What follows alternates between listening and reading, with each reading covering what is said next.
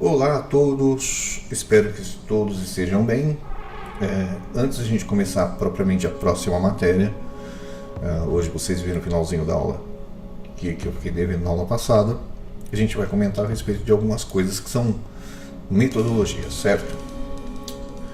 A gente vai começar a falar a respeito do método START, né? A gente vai conhecer uma técnica de triagem de múltiplas vítimas, né, que a gente utiliza em atendimento pré-hospitalar. Antes de responder o que é START, né, a gente tem que saber, tem que conhecer alguns conceitos para que permitir a inserção dessa técnica em um contexto. O pré-hospitalar apresenta particularidades que interferem na assistência prestada. Não é exatamente igual no ambiente hospitalar. Esse ambiente é muitas vezes considerado inadequado, sem iluminação, às vezes a gente tem chuva, muito calor, e às vezes a gente está correndo risco de vida e até de causar novos acidentes, né? Então, para a equipe ter uma boa ação, eles têm que ser capacitados, né? Mas antes de tudo, tem que ser rápido, mas tem que ser organizado. Então tem que ser pautado por umas condutas, né, que tem que ser adequadas, e elas são fundamentadas cientificamente por algumas associações. As intervenções podem definir a vida ou a morte, sequela temporária ou permanente, ou até mesmo de uma vida, né, dependente ou produtiva no futuro. Portanto, as nossas manobras elas vão ter que ser realizadas de modo ágil, porém tem que ser tranquilo e tem que garantir a segurança tanto da vítima como da equipe. O atendimento pré-hospitalar, né, prestado a uma única vítima é bem diferente de quando eu tenho várias vítimas. Até agora a gente comentou muito a respeito de uma vítima em isolado. As abordagens, as técnicas. Agora a gente vai começar a ver como é que isso funciona quando a gente tem várias vítimas. A gente tem que fazer um processo de triar, né? A gente tem que definir uma prioridade de atendimento por meio dessa triagem, né? Vamos deixar claro que em ambos os casos os profissionais têm que estar treinados, você tem que saber o que fazer. Você tem que ter o treinamento adequado para definir o que você vai fazer e o que você não vai fazer, né? Até onde você pode agir. Mas vamos falar então da triagem das vítimas, né? Primeiro, o que é triagem? Eu tenho aqui uma definição. A palavra triagem, segundo o dicionário Michaelis, tem etimologia francesa e significa selecionar, ato de escolher, né? Consiste num processo de classificação das vítimas por gravidade com o objetivo de tratá-las maximizando os sobreviventes e reduzindo as sequelas. A gente tem registro histórico de triagens desde 1800. Campo de batalha, inclusive na guerra que Napoleão Bonaparte participou, ele tinha um método de triagem para ver quais eram os soldados que poderiam voltar para a linha de frente, né?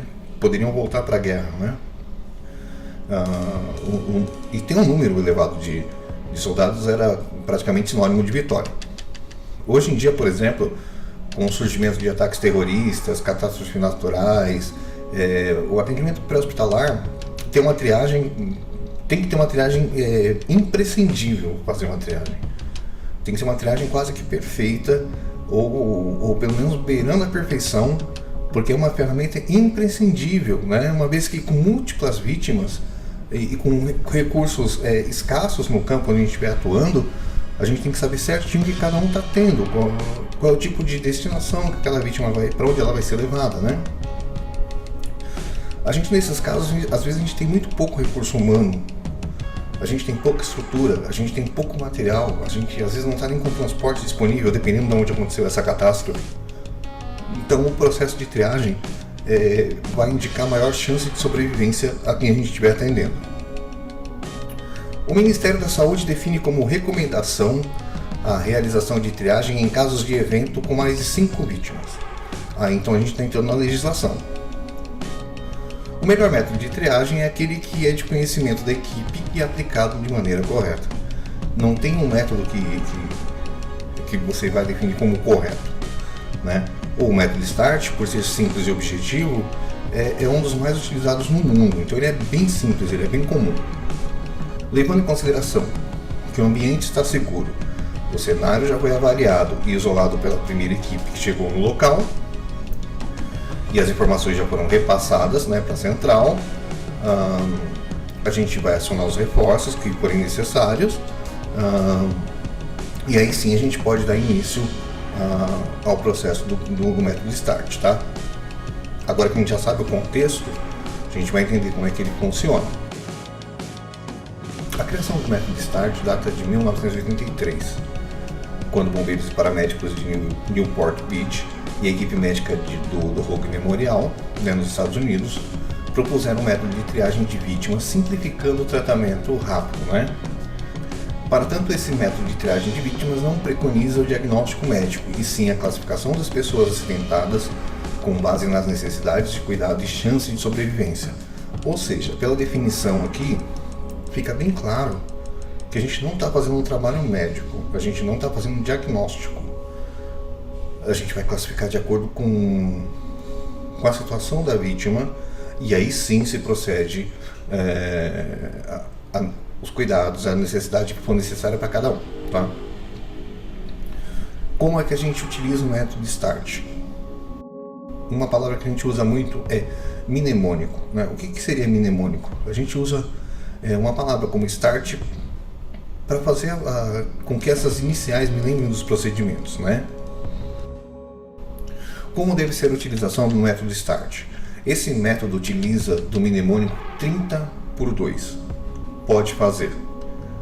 O mnemônico é 30x2, pode fazer.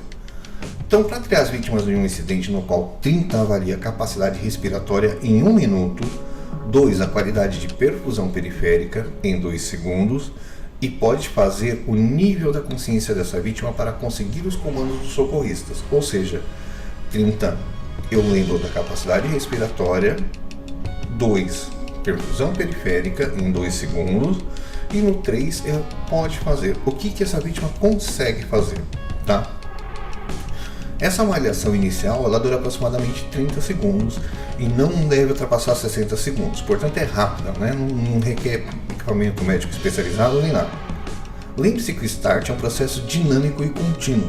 Eu tenho várias vítimas, essas vítimas vão ser avaliadas e classificadas, e depois a gente vai fazer uma reavaliação dessas vítimas, tá?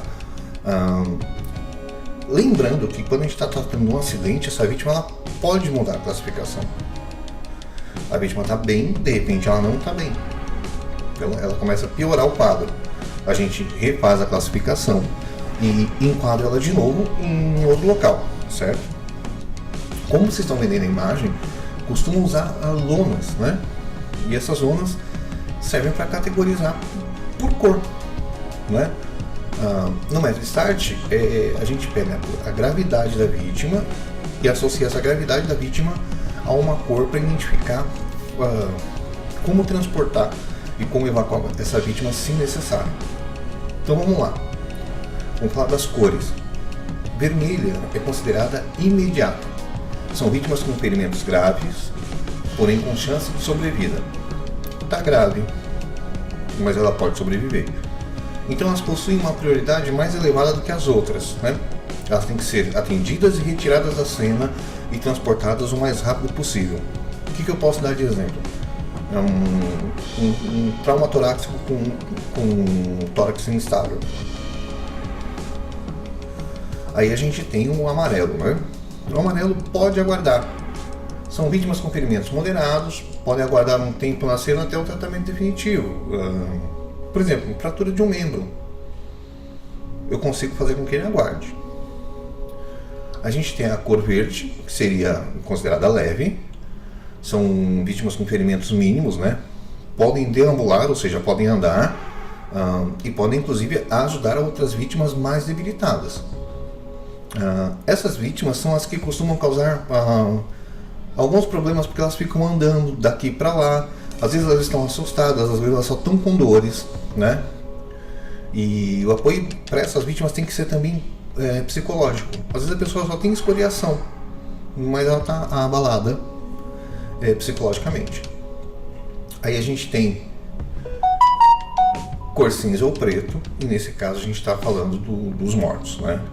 São vítimas que não respondem aos procedimentos simples, como a abertura das vias aéreas, ou com ferimentos críticos que indicam a morte iminente, né?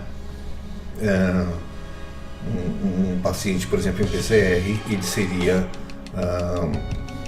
considerado entre cinza para ir para o preto. Paciente com exposição da massa encefálica também seria mais ou menos a mesma coisa. Tá, mas aí, após a categorização das vítimas, o que a gente faz, né? As vítimas devem ser encaminhadas por área de prioridade. Pelo que eu falei aqui no anterior, dá para você perceber, por exemplo, que o preto e o cinza já não há mais chance de se fazer nada. Então a gente fica com as anteriores, né? Onde os vermelhos vão ser socorridos primeiro, na sequência o que está em amarelo e depois o que está em verde. Ninguém vai ficar sem socorro, porém a gente segue uma ordem clara, né? O que diz a legislação? As vítimas devem ser encaminhadas às áreas de prioridade que possuem as mesmas cores definidas de acordo com a categorização das vítimas. O serviço de pré-hospitalar geralmente delimita essas áreas com lonas estendidas no chão em área segura para que seja realizada a segunda parte da triagem, confirmando a categorização e iniciando o tratamento pela equipe médica para posterior transporte. Então, assim, a partir do momento que a gente fez a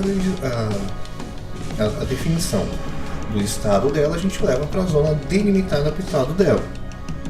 E aí a gente passa a fazer um acompanhamento desse estado, porque esse estado ele pode mudar rapidamente. Eu posso ter uma vítima que está verde, tecnicamente eu não encontrei nada, e daqui a pouco essa pessoa está com um traumatismo e ela desmaia.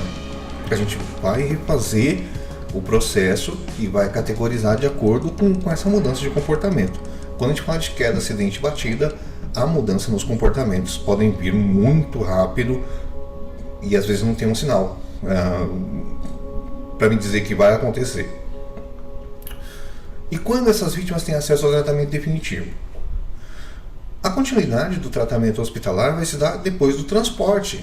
Então a gente tem que estabilizar os mais graves, mas a gente fica na dependência do transporte. A gente faz o que puder no ambiente, no local, mas geralmente o tratamento final vai ser colocado no hospital. A exceção é dos cinzas e pretos, né, que é um outro tipo de resgate que vai proceder. Quem pode classificar as vítimas de acordo com o método START, né? Então vamos voltar para a legislação. É importante ter conhecimento e treinamento especializado para a aplicação desse método, uma vez que o número de vítimas em um ambiente de austeridade requer calma, logística e liderança. Lógico que sempre surgem líderes nesse momento, mas assim, você pode ver que a gente não falou nada de uma especificação, de um nível de escolaridade, nem de um certificado, nem de um diploma, tá? Quem tem treinamento e educação permanente para isso consegue fazer esse atendimento. A gente tem outro método de triagem, o que eu me lembro aqui que eu até anotei, né? É o MASS, Move, Assess, Sort, Send, que seria mover, avaliar, classificar e enviar. O SALT, SALT, que é Sorting, Assessing, Live Saving, Treatment, Transport, que seria mais ou menos classificar, avaliar, intervir para salvar vidas, tratar e transportar. E tem um que é o Protocolo de Manchester. Ele vai classificar, deixa eu achar a definição aqui. Protocolo de Manchester, classificação de risco utilizada pelo meio intra-hospitalar. Pretende assegurar que a atenção médica ocorra de acordo com o tempo de resposta determinado pela gravidade clínica do paciente, né? Ou seja, é uma ferramenta importante para o manejo de fluxo dos pacientes quando a demanda vai exceder a capacidade de resposta. Um exemplo é o que acontece com o coronavírus.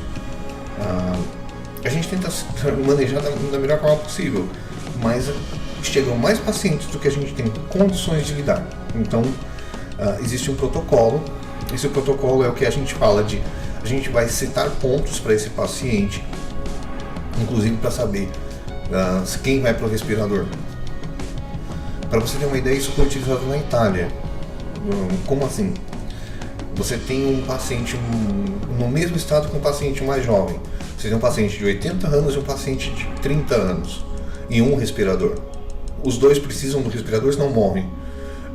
Esse protocolo de Manchester vai fazer uma pontuação desses dois para ver com quem fica com a vaga. Ou seja, não é uma escolha médica, é uma escolha técnica. Há uma pontuação.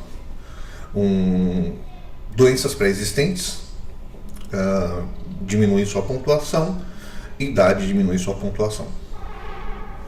Sequelas de traumas anteriores diminui sua pontuação.